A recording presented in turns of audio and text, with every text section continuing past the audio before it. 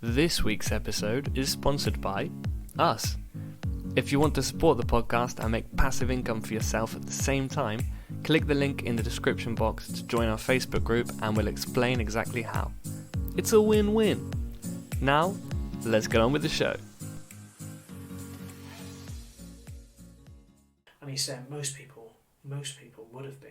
Yeah. There's a great book, man, called Ordinary Men, which is about this police battalion in Germany, yeah? And these were reserve policemen. These were old. They were like World War I veterans. And once they'd taken over Poland, they needed like some coppers to go there and just keep the peace while the Germany pushed on into Russia and that. So they brought these like old coppers from like fucking Berlin. No, not Berlin. Frankfurt, I believe, or Hamburg. Somewhere that's quite liberal. And these people weren't particularly racist. It was quite a liberal city in Germany. And they were middle-aged family men, nice guys, right? Nice guys. And they took them over and they started getting them to do little jobs, right? We're going to round up the Jews, we're going to count them, okay, we're going to photograph them, we're going to send them home, okay, we can do that. It feels a bit fucking weird going into people's houses and there's diary extracts from them. Alright, let's make parallels to today. There we go. Which would be contact tracing. There we go. What they're trying to do. There we go. They'll try. I don't know if people actually do it. But this is how we the people build that want them that. to sign up to be the contact tracers, or what is the name they're giving them? I don't know, contact tracers. Professional snitches or whatever. Yeah, grasses. Yeah. But listen, if you don't think our police could turn this way, listen to this, because this is a normal police of middle-aged men that had families, had already fought in a world war and were over the violence, man. They weren't into it. But they started rounding up the Jews, taking names, documents, checking documents, sending a few away on trains. Didn't really ask where they were going. They probably knew. But it was always removed. The authority was removed from them. The responsibility? The responsibility, sorry, not the authority. Put them on a train, that's that ghetto cleared, let's forget about these guys. Yeah. And then it progressed, and they went from like, taking names and sort of being just normal coppers in an authoritarian regime to bulleting babies in the head at point blank range and filling mass graves.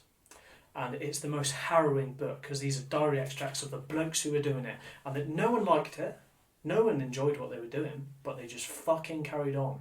They fucking carried on, and they did not stop until all the Jews in these villages were dead, man. And these were normal blokes. Yeah. So if you think that you're a good person because you've taken a knee for Black Lives, or fucking shared a black square, or clapped on a Thursday, let me tell you, you're a conformist. And the Nazis weren't racists, they were conformists. Not calling you Nazis, but I'm telling you, you're more likely to be the Nazi than the far right lad going, this is all a bit fucking daft. Have a think about that. From love. From love, though. From love, of course. We're just shitting our pants because we know we're the first ones that go in jail. Yeah, in all honesty, the stuff I've put on Twitter, mate, Jesus. They'll track us down. Maybe they will, man. But you know what? I don't want to live in a world. I don't want to live in a world. Mate, people are going to wake up.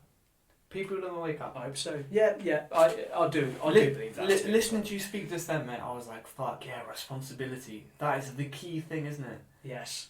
It's responsibility, and people don't feel comfortable with having that responsibility. They don't like having power, essentially. They don't want to make the choice. They want the government to do it for them. It's just self-esteem for me. I'm going to be saying the same thing every fucking episode. But does that not say self-esteem to you? Yeah. Or lack thereof? Yeah. No self-esteem in making... No morals, obviously. Yeah. Shooting babies in the head. Like, maybe you do have morals, but... Well... Not great. Not great ones. Your morals aren't as strong as you think, especially when you start going along with someone else's. When shit hits the fan, I guess, yeah. So you need to then be not afraid of death, essentially. Otherwise, you'll conform. Yes. So that's what, like, you finding like. I think the big God. I think finding being enlightened. God. I think God, mate. So for me, we're definitely on the same coin. Maybe we're on slightly different sides of it. I'm a Christian, and I believe that when it all comes to the big day, you're going to have your life read out in front of you. And if you can't stand there and say, I stand by that, you're going to Saturn. That's why we should read that podcast. Elliot shit himself. So no, I think having a faith in something bigger than you is key to actually ascending a high level and going, you know what, I don't have to do it just because they're the fucking police. I don't have to do what. But mate, there must have been religious people. So you're saying God. Religion and But God are two separate things. Religion is just a set of conformity rules that a man have made up. To know God and to really have a relationship with God and feel Him in your heart, there's nothing religious about that for me. Mm. You can live on a desert island and know God. You don't never have to go to church in your life. You never have to play with rosary beads or read the Bible. I really think you can get to know God and learn about your true self by sort of reflecting, following the right path, following love at all times, which I struggle with all the time because I'm an angry man. I'm an angry hothead of a man. But I do try to pick love over fear, I think. Yeah, well, it might come down to that. I think it will come down to that, especially this time, because this is global shit, man. Yeah. This is global. We're not just talking about the United States. This is happening all over the world. Yes. It's going to take a global awakening. It's happening. We were talking about just before the podcast. People are waking up. I really think, like even the tone. Do you remember another memory hole, man? Like from before it went mad. Yeah. Ricky Gervais at the Golden Globes. Oh, what, talking about paedophilia? Yeah, I'm a bit of a Gervais fanboy because I just grew up on The Office and Extras and that. Like I just love Ricky Gervais, right? But so I'm always. Did you watch Humanity? I watched it like 3 times. It's fucking great. He's so good, man. Anyway, he's at the Golden Globes. He says all this stuff that's really illuminating about celebrities, and it was almost like the culture shifted, and it really resonated because the next day on social media, all these people, people like you and I, that like celebrities, we like Tom Hanks, we like Phil. I don't. He's a fucking nonce. Shout out Tom Hanks. I'm only joking. Allegedly. Yeah. But that normally like celebrities and want to watch Hollywood films and listen to music. And we were like, you know what? These people are not great people. Not our idols. Not our idols, mate. They're not our idols. And it was almost like a little splinter of these people are not your idols. They are not gods. They're just cunts. Yeah. You know, that's to be taken the piss out of. And you know what? Half of them are fucking nonsense. Half of them are mates with Epstein. Half of them would sell their granny to get a part. Or suck a dick to get a part. You know? And it was like people, bam, they woke up. And then this is like not... Like this is was this on Twitter you were seeing people... Like, no, I wasn't on Twitter back then. It was just Facebook. This is Normie Town. Really? Normies. On Facebook? Normies were going, yeah, fucking fuck these dickheads. Look at Tom Hanks's face. Ha ha. Mate, it was so awkward when the camera like panned through them. Yeah. And obviously, if you're like me and you've researched, you know, you've had a few names pop up. You're like, oh no, there he is. It's all connected. Shifty as fuck. Shifty. And this is like splinters, like the Epstein thing. Just comments like Epstein didn't kill himself. They became mainstream, and like I think splinters. And I really think that people are so close to going, this world we're living in isn't just. This table isn't just a wooden table. We're living in a sort of a more spiritual realm, or one realm of many realms. I think people might have woken up to the fact that it's a fucking clown world. Hashtag clown world. Hashtag clown world. I love that hashtag, mate. Pumping that clown meme world. recently. Yeah, I've got people that follow me on it do that as well now. Really? Hashtag clown world. Yeah, I like clown world. Yeah, no, I think people would have woken up to that. I don't know, like...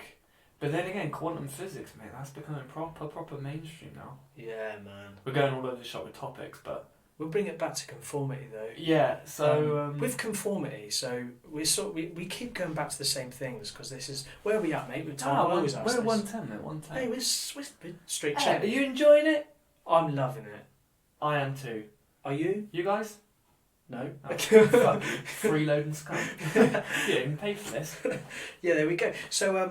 So conformity, let's bring it back, lads and lasses. When you try to inculcate someone into your cult, into your mafia gang, into your tribe, you get them to do initiations. And these initiations might start off simple, might start off very simple. It might be, I like going to the mafia because it's very in common culture and everyone's seen gangster films and whatever. But it'll be like, yo, little Joey, pick us up a coffee from the shop on your way back, yeah? Yeah. And they go, yeah, Sam, no worries. And then they come to the shop, here's a coffee, cheers mate, see you in a bit, here's a tenner. Yeah. Little reward for doing that coffee, that might be a couple of likes on Instagram, right? Next day it's like, oh mate, can you give us a lift? Yeah, no, it's alright. You've already kind of bought in. It'd be awkward now to be like, no, I don't know you. Because you'd already opened the door. You open the door, and then it's like, okay, Don, I'll give you a little lift. So you've put the black square on your Instagram, then your mate's saying, God, there's a protest, let's go. You've clapped on Thursday, you put a black square on Instagram, whatever it is, it could be minor. And then next thing you know, you're driving a mafia dude around, right? And then the next time he gets in your car, he's got a bag. And then he goes, do you mind dropping that off for me? And you do these 3 or 4 more times, and you've gone from picking up a coffee to burning down a warehouse, and there's not many steps in between it. And if you want to see any pattern of compliance, it always starts with tiny things. Con men do it, salesmen do it, great salesmen. It will go, can I borrow 5 minutes of your time? Hey, just a second. What do you think about this? I'm a mug, I should learn some of this, my business really, shouldn't I? Yeah, sales techniques are very manipulative, and they're very well... Just join the mafia. Yeah. Do they teach it? I'm sure they mate, these people are born predators. They know it. They know it. People that are in them gangs, they know this shit because they're fucking evil people. They're not cool. They're not like good fellas. They're just the most manipulative scum. Anyway, shout out mafia if you're listening. Especially, just want to say, like, I do not agree with anyone it's just said there about the mafia. I love you guys. Yeah. Love what you've done with the culture, especially in America. And Italy. Yeah, and giving the cartels run for their money because fuck those Mexicans. No, fuck those narcos. I'm saying this, man, but I'm using the mafia as an example. Yeah, I shouldn't go on about it since my family in Italy might get whacked, but no, it should be fun. But shout out mafia. But yeah, so it's compliance patterns. They're patterns. It's never just like, no one ever goes, yes, boss, I'll burn down the warehouse for you. No, you pick him up coffee, you drop him off place, you do all these things until it's awkward to say, no, I don't want to burn down a warehouse. Yeah. Because you've done so much already for him. Yeah, and they can also hold a gun to your head as well at that point. Exactly, because you're already in. But the main thing, you're right, is if they want the person to do it, because you don't want to, they probably don't want to kill the person, they want them to burn the warehouse down. That's the goal. Of course they do. Same thing with the government. Yes. You know? They want them to. They want us to just be completely. They need us to build this new world order. Mate, I've heard them use that in the mainstream. I see it all the time. Like, it's not even hidden, mate. My dad said it to me. Hillary Clinton said it. My dad mentioned it, and I was like, "There's a new world order," and I was like, "Don't use that fucking that term." He was like, "Why not?" I was like, "Bro, this is a conspiracy term. This is what I've probably been banging on about you when I shouldn't have, family dinners and whatnot. Yeah. This is what I've been talking about." Well, the new normal. Oh no, the new normal. Fucking new normal. All these terms are sort of just becoming accepted. The second wave. It's accepted now that there's got to be a second wave and we've got to live in a new They want a fucking first wave. Oh, dude. Mate, I think it's a big psyop. I'm hoping it is, because I don't want them to release fucking killer hornets or whatever. I don't know about I don't know if there was or wasn't a virus. There could have been a virus, mate. Well, there are loads of viruses. Yeah. And there are loads that kill less than whatever the coronavirus. I don't even know what the stats are now. I don't even watch it. The stats are the official stats approaching 50,000, over 50,000 in the UK. But but people are shilling it by they're saying actually the numbers are a lot higher because of care home deaths. It's like, hang on, the numbers are a lot lower because all deaths have been counted as corona deaths.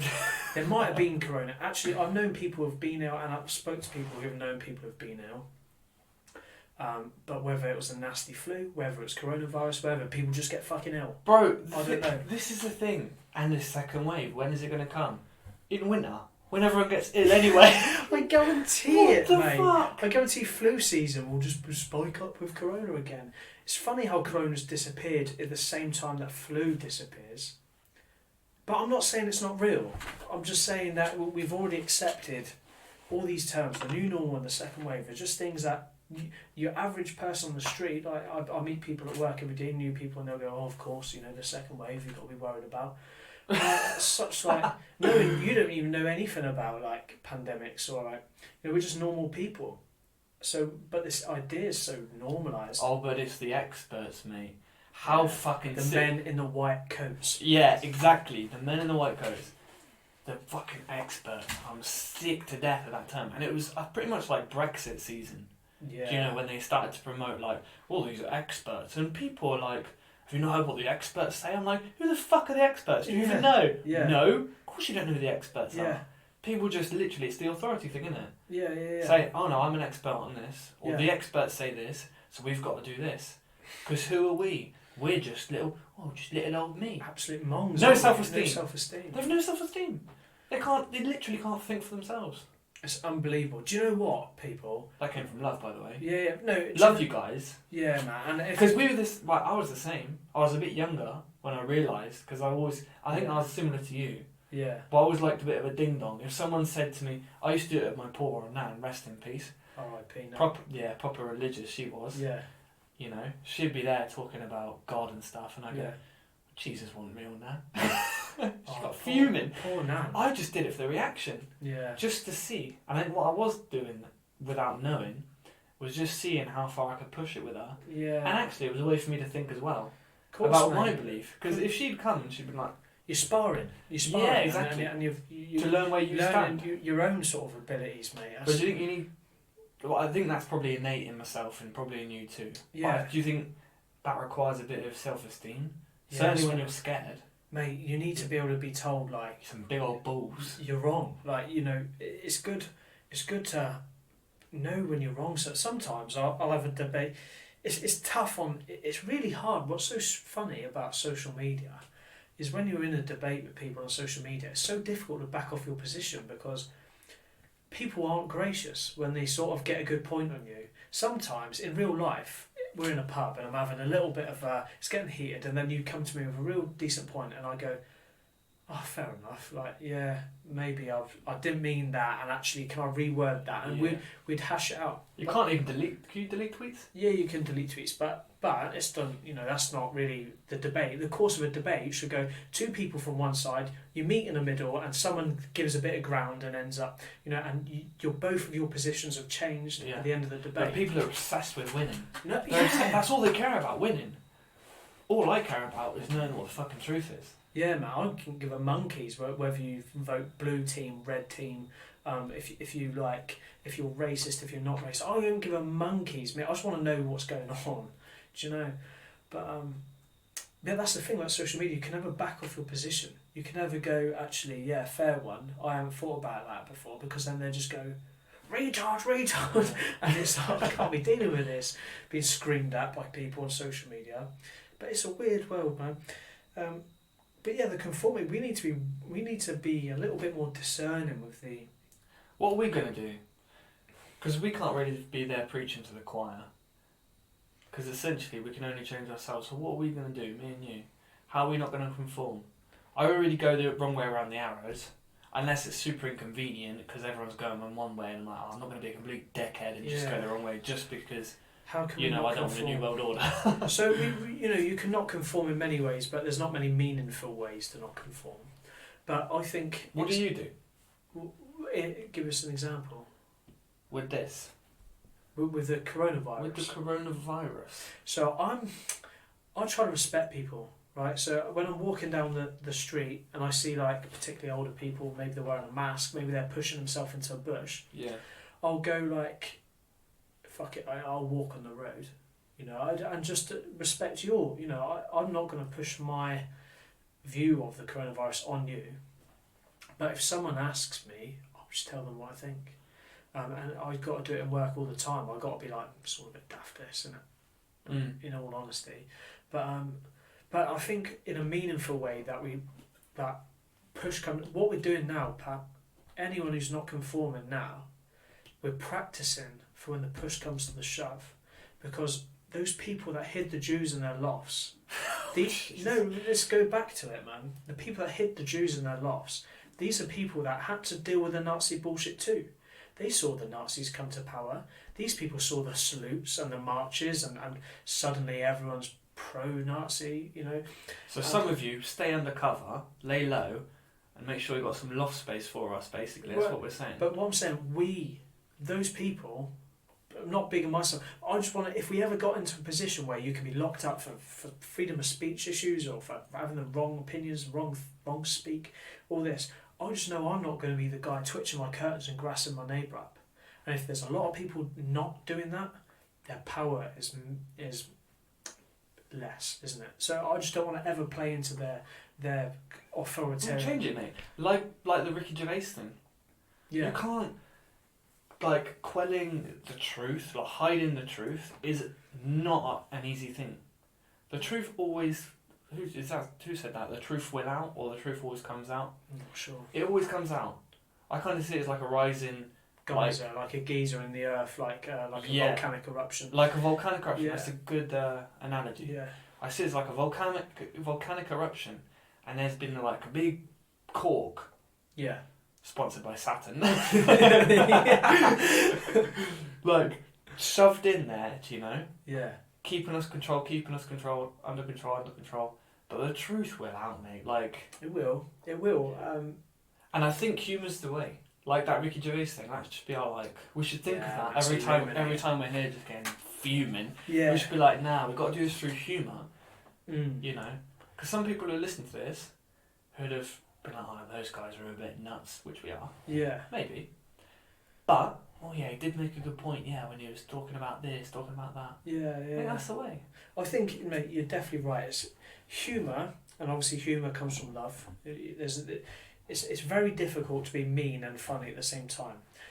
Obviously, you can take the mick out of everything, but to be truly hateful and funny never works. I never thought about that. You can't be hateful and funny. You can take the mick, and you can be pretty savage with your humour, but there's always an element of love. And the woke humour, like, you know, the left wing humour they've got on the BBC. Yeah. A lot of like the feminist stuff.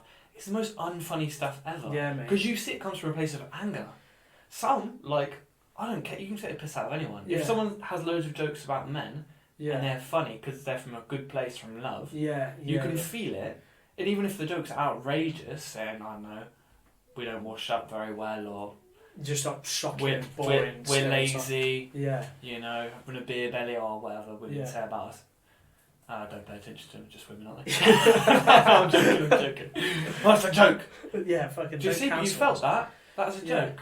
Yeah. I wasn't saying because of fucking women. Yeah. You don't laugh at that. It's true, mate. It's always. Funny is funny. Funny is funny, but it comes from a core. Yeah. But this is the problem with like stand-up comedy now, especially the woke comedy scene, is that people aren't going on stage and being pure. They're not going on stage going like, I'm going to operate out of just humour and love, and I'm going to say what's funniest. They're going there with a point, right? Yeah. So they're getting claps instead of laughs. Yeah. And when you're getting claps instead of laughs, you might as well go to church and give a sermon. Yeah. You know, your job's to be a comedian. Your job's to tell the truth if you want to tell the truth, or your job's to lie. It doesn't matter, but you've got to make people laugh. But this woke comedy now, do you know, mate? This is a weird story. I shouldn't have said it. This was like a rash comment. I saw on Instagram, I think BBC Stand Up at Apollo shared like a thing, like a sponsored post, and it was a black comedian, and like the whole set was like, I'm black, so obviously like black people do this, and like I'm black, so here's a insert joke, and white people insert joke, but I'm black, so insert joke. Okay. And it was just completely like, the whole shit was about his identity as his colour, right? And I just made a comment underneath saying like, would have been like, it was. I regretted saying it because it didn't come from a place of love. But I said I can't wait for a black comedian to talk about anything other than being black, because that's all I'd seen for the last 5 years on BBC. Especially in the UK. Yeah. I think the American ones, strangely enough. Oh, they're incredible. The black comedians in America, like Dave Chappelle, Richard Pryor, like because they don't. Patrice O'Neill. But they rarely. Oh, I don't know. They probably do have loads of jokes about being black. And they whatnot. do, but it's funny though. It's like, I'm not saying you can't talk about being black if that's your truth and that's where you're coming from. But like the whole set was like, I'm black, so people look at me this way, and I just kind of thought, man, I don't know where you're going with this. So I just made a comment like, I'd have loved to see one of his sets that isn't just about being black. Yeah. Mate, I got the BBC, the official Twitter handler, hammered me. Are you serious? Not Twitter, it was Instagram. Hammered me and Really? started tagging me in like loads of like anti-racism things, and I was like, man, I don't even think what I said was that racist. Well, they just try to get the mob on you, basically. Yeah, and then this comedian, a black woman comedian, Yeah. sent me a load of voice notes saying like, but she sent me a voice note telling me off, and then I came back and said, "Look, I'm sorry, I've deleted it now. I don't want the ag. It's not worth the ag for me. Yeah.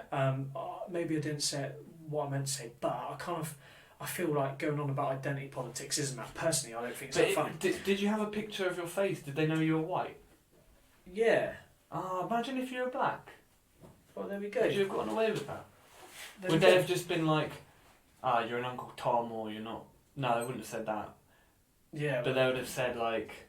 Maybe they'd have probably took it on as constructive criticism. But this is the issue. The girl, so who's a stand-up comedian sending me voice notes, mate, of Right. the Patreon for the podcast. Yeah. She actually said, yeah, I agree with you, actually. I kind of feel like we've played up to a stereotype because this is the only roles we can get with the BBC. Yeah. She said the only, like, black comedians, they have to do sets about being African and black and taking the mick up themselves for being... Otherwise they don't get... Because they don't get fucking roles, mate. Yeah. So I'm like, this culture, this sort of work Wow. culture is being pushed, mate, by not...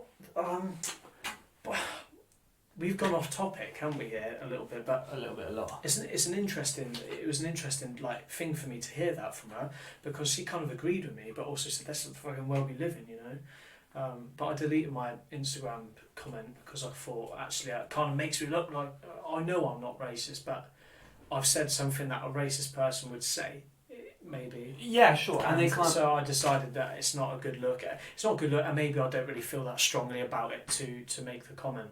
I didn't realise I'd get a load of hate for it from BBC, you know, from their actual fucking... Yeah, and of course, because you're not in person, they can't feel your energy, even though you might have said it from like a bad place. Yeah, it was a bit... They don't know you. Yeah. And that's the problem with social media. It's not real life. It's not real life, but it feels like it sometimes, doesn't it? God. Do you not feel sucked in sometimes? Yeah. If I'm like, even talking about like languages or whatever, Yeah. and someone's slating me because I'm saying you shouldn't study grammar for the first 2 years because it's a waste of time. Yeah. Do you know?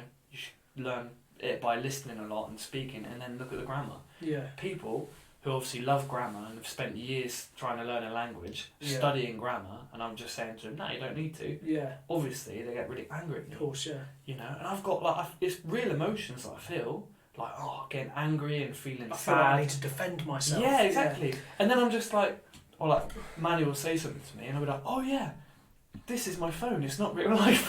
Oh Yeah. fuck, I'm gonna have a bad day because of this. Yeah. What? It's so funny, mate. We live in a... Yeah, we need to detach ourselves from the shrines we build to our egos. We need to build our own shrines to us, to love in our hearts, man. We don't need... I'm saying this, I've got my phone in front of me now, but it's face down on the table. But, you know, I'm going to go off this and do some Twitter posts, probably. But actually, I only use Twitter to advertise this now. This is like... Yeah, shout Twitter out. Shout Twitter. If you give us a follow at lizardsnever, or just never mind the lizards, You'll find us. you could come and see some of, like, you know, it's me running the account, so I won't hold pat to any of the views, but I try to keep it kind of what we're sort of promoting, which is love, unity, anti-woke bullshit, calling lies out when we see it. But with humour. I try to. We don't try, it's fucking natural, mate. Yeah. We're G's. And I'm doing the Facebook group as well, which I recently started Yeah, man. as well. So if you want to join that, Make some dough. get amongst it. Yeah, make a bit of dough. I thought that was a much better idea than doing like a Patreon. Mate, if it works, man, if lads want to get involved, or lasses, shout out. But they make money. If they make some money, Yeah. you know. Grow a bit of Bitcoin. If you know what Bitcoin is, guys. Oh, we'll do an episode Ooh. on cryptocurrency. We should do. This is counterculture. Fucking taking the knee's not counterculture. You want to get into a counterculture? Invest in some fucking cryptocurrency and us. Invest in your boys. Yeah, but that's it, man. I mean, is there any more points really that I kind of I stewed on conformity a lot, but actually we've kind of got stuck on just on taking a knee and that. We've stuck on the last 2 weeks, haven't we? But there's more podcasts. Oh yeah, there's more to come, mate. We can go. Psychology's an interesting subject to me, man. Saturn as well. Guys, message us as well, and if there's something that you want us to talk about, Yeah. we'll do it. We've probably already spoken about it and researched it ourselves, because, Yeah. you know, I need to. we don't have a life. That's it. I need to give a shout out. I promised him I'd do him a shout out. Shout out Joey Hamilton. Shout him out on the last episode, which we deleted. But he's got diabetes and he eats too many sweets and he gets sick all the time. Yeah, So, stop that, Joey. Can you stop that? Look after yourself. Yeah, but we're going to do a podcast on diet and sugar and all that soon. We'll get him on. We'll get him. No, I've told him. I've Is he said local? like Salisbury. Salisbury. Shout out Salisbury. Well, we might better radio him in. Yeah, link him in. Yeah, I don't know if I've not got the technology skills for that. I've not got the techers. But there we go. I don't have nothing more to say really. I've got loads to say, but I think that's a good little hour and a half. And if people have stuck with it, fair play. They do stick with it. They love it. I've got a few fans. We've got a few fans. Yeah, People have given us feedback. This will be on repeat in cars. Now, guys, in all seriousness, try and if you can hook this up to like a Sonos or something and play it in your street. Yeah. Just do that. Play it in your street. Yeah. Play it in your kids' ears. Well, no, we swear too much for the kids. Yeah, true. And the Saturn stuff would scare them. We'll do. We one need on to Saturn. play that. We'll do one on Saturn as well. Yeah, check out Saturn. Check out the noises from Saturn because it's hell. All right. Let's end on that one. Let's not end on that one. Love is the only truth. Love is the truth. Respect. See you next week maybe. Cheers, Oz. It was good, mate. You too. See you later.